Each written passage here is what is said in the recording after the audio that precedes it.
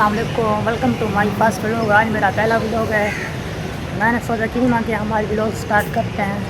आज पहला दिन है ना, थोड़ी व्लॉगिंग में दिक्कत हो रही है बनाने में।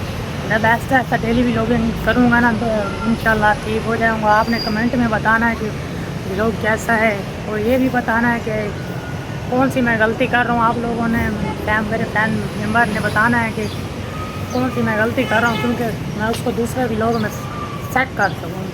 आप लोगों का प्यार और मोहब्बत मुझे कमेंट में देखना है, और लाइक करें, सब्सक्राइब करें चैनल को, प्यारा सा कमेंट करें, बताएं कौन किस शहर से आप मेरी वीडियो देख रहे हैं। मैं तो लेकिन कराची में खड़ा हूँ इस टाइम पे।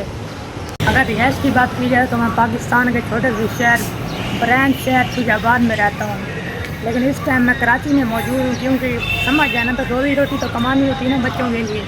इसलिए मैं कराची में मौजूद हूँ और मजदूरी कर रहा हूँ, क्योंकि बच्चों का पेट तो पालना ही होता है ना, वरना जितना मर्जी बड़ा हो जाए मजदूरी करनी पड़ती है।